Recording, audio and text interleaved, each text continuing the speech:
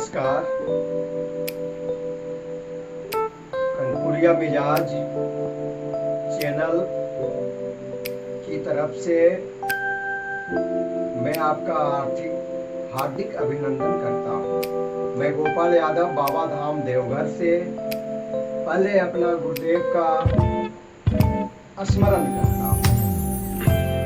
हमारे गुरुदेव तप के बल पर है फलहारी, तप के बल पर है फलहारी, मुक्ति फल हेतु बने ब्रह्मचारी, मुक्ति फल हेतु बने ब्रह्मचारी, मोह माया से निवर्त है प्राणी, 4 वेद 18 पुराणों के ज्ञानी। हमारे गुरुदेव हैं। मैं बहुत ही सुंदर शब्दों में उनका गुणगान किया हूँ कि वो फलाहारी हैं। इसीलिए मैं लिखा हूँ कि तप के बल पर है फलहारी और मुक्ति फल हेतु बने ब्रह्मचारी, मोह माया से निवर्त है प्राणी और 4 वेद 18 पुराणों के ज्ञानी। बोल दे अपना अपना गुरुदेव महाराज की जय। तो भैया, आज का विषय है पश्चिमी सभ्यता। आज का विषय है पश्चिमी सभ्यता। हमारे देश से ब्रिटिश को जाने में 75 वर्ष हो गया और आज भी हम उसका रहन सहन, खाना पीना, उठना बैठना सब कुछ उसका ही अनुकरण कर रहे हैं। जैसे पश्चिमी सभ्यता को अभी तक हम अपनाए हुए हैं, जैसे कि हमारे बच्ची, हमारी बहना क्या ढीला ढाला कपड़ा पहनकर आईपीएस ऑफिसर नहीं बन सकती है?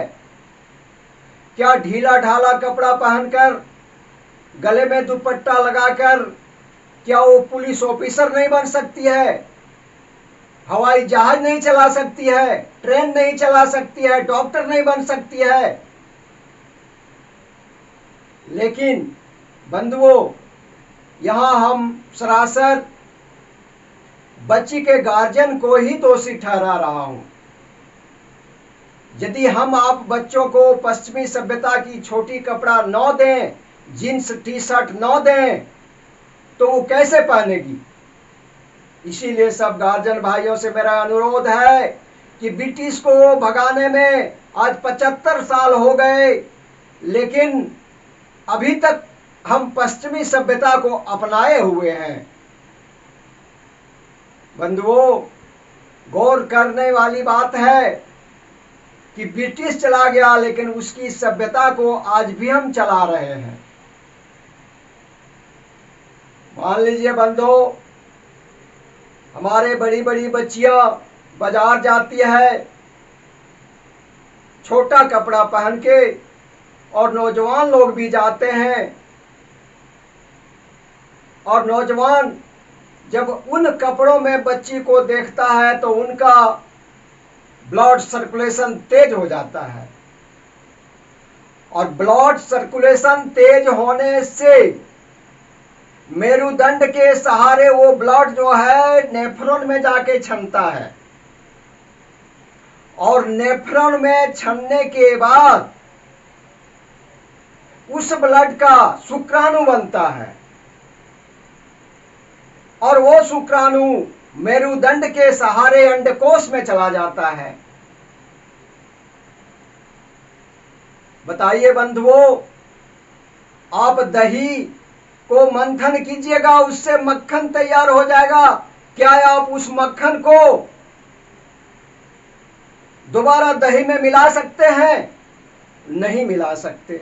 उसी तरह से ब्लड सर्कुलेशन के बाद मेरुदंड के सहारे ब्लड जो नेफ्रॉन में जाती है, और नेफ्रॉन में शुक्राणु छन के बन जाता है, वो शुक्राणु फिर दोबारा अंडकोश में चला जाता है, और इससे क्या होता है, वो दोबारा खून नहीं बन सकता और उनका मन जो है सो भ्रमित रहता है।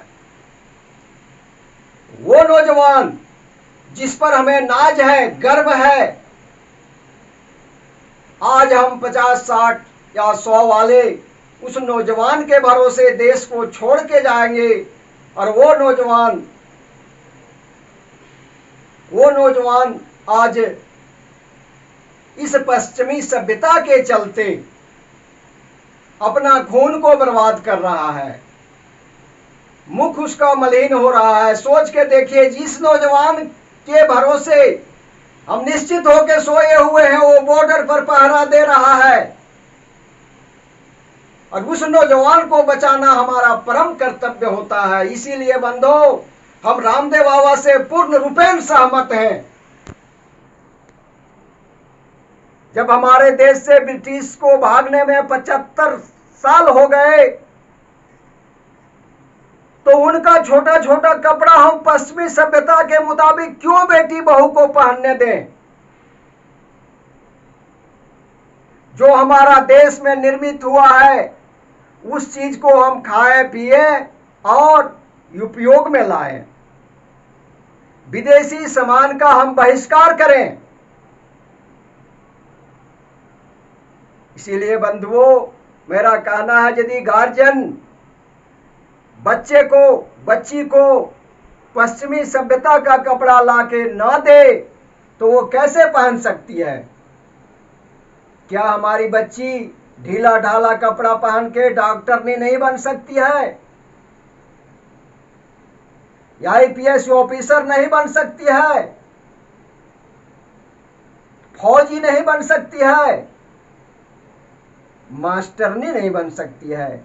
बिल्कुल बनेगी। हम गार्जियन सबको सोच में सुधार लाना पड़ेगा और पश्चिमी सभ्यता को यहाँ से भगाना पड़ेगा। मेरा उद्देश्य है बंधुओं कि रामदेव बाबा के विचार से हम बहुत सहमत हैं। उनका कहना है कि विदेशी कंपनियों को या विदेशी कंपनियों द्वारा निर्मित सामान को हम इस भारत भूमि में यूज नहीं करेंगे, इस अपना देश में यूज नहीं करेंगे, और अपना स्वदेशी सामान को ही उपयोग में लाना है। इतना कह करके मैं अपने वाणी को विराम देता हूं और आपसे नम्र निवेदन करता हूं कि मेरा ये कनपुरिया चैनल को लाइक करें, सब्सक्राइब करें और अधिक से अधिक लोगों तक शेयर करें, और बंधुओं बेल आइकन का घंटी दबाना न भूलें। जय हिंद, जय भारत।